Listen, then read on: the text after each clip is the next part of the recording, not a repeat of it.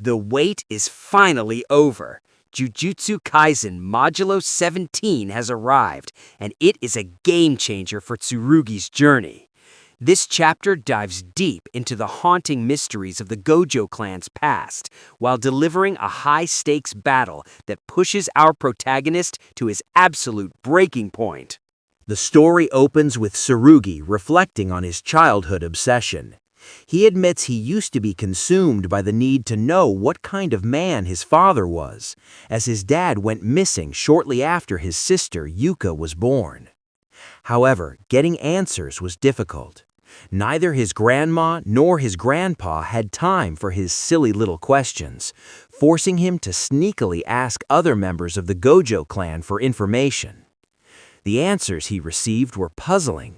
Surprisingly, everyone described his father as a very disciplined man, much like his grandfather. But beneath that discipline lay a darkness. His father held a deep distaste for the new age of sorcerers, viewing them as weaker than the previous generation. It seems this rigid virtue eventually backfired on him. Tsurugi brushes off the judgment, thinking, "That doesn't concern me." Yet he holds on to a critical piece of evidence. Just before his father vanished, a maid witnessed him speaking to a hooded figure with a scar on their face. The scene shifts to the core of Tsurugi's trauma.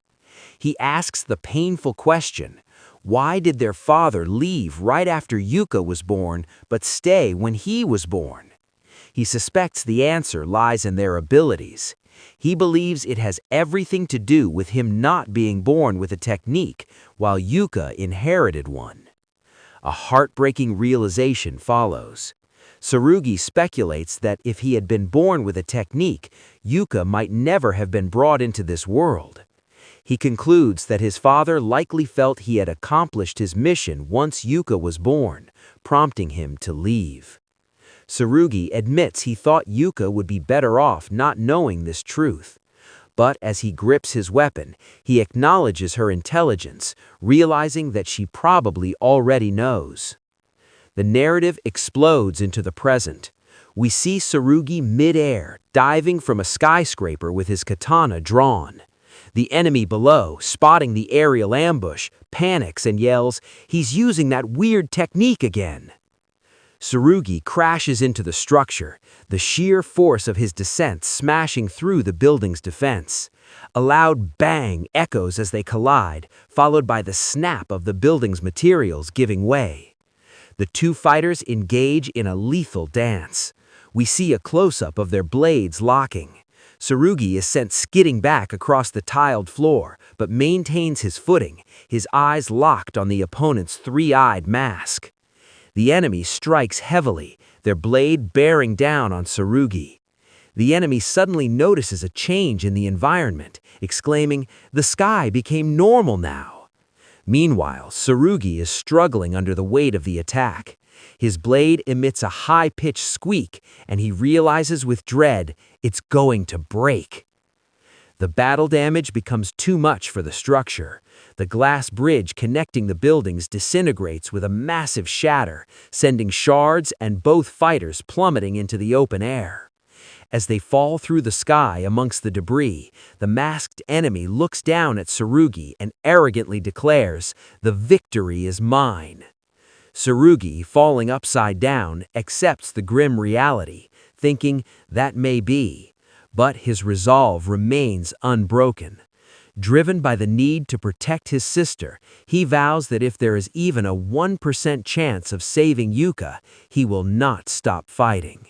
Amidst the falling debris of the shattered bridge, the masked enemy stares at Tsurugi's unwavering resolve. Surprisingly, he doesn't mock him. Instead, he says, "I would expect no less of you." Accepting Tsurugi's defiance as a challenge, he adds, "I'll take that gamble." Tsurugi prepares himself for the end, ready to pass away in a blaze of glory. He reflects on the unfairness of their world, thinking it must be amazing to be born with inherent talent. For him, a simple life would have been enough. If only the reality of his own weakness is something he still can't accept. Suddenly, the atmosphere changes. A voice calls out, "Geez, this is just the worst." An entity appears, looking at Tsurugi and remarking on his resemblance to his grandfather. The spirit notes with a hint of annoyance, "You just had to look like that woman." Tsurugi doesn't hesitate. He asks the spirit, "If I answer, can we win?" The entity reveals it is only there because Yuta personally asked me to help you. The command is simple. Say, "I accept." Without a second thought, Tsurugi declares, "I accept." The masked enemy is horrified as a monstrous presence erupts from Tsurugi. He screams, "What the hell is this? A cursed spirit? That doesn't belong to Tsurugi." The legendary Queen of Curses fully manifest. To the enemy's confusion, she coldly retorts, "I should be the one asking that question." Before the enemy can react, a massive fist enters the frame. With overwhelming strength, Rika sends the masked sorcerer flying through the air, completely turning the tide of the battle. Even as he's being defeated, the arrogant enemy can't help but complain, shouting that he's going to complain about you to Yuta in heaven.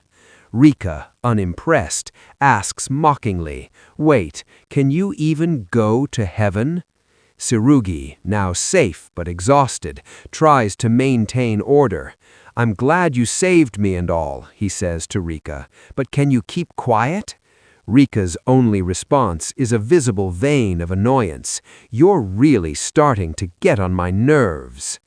With the Queen of Curses now equipped, Tsurugi's survival is guaranteed, but his journey has just become much more complicated.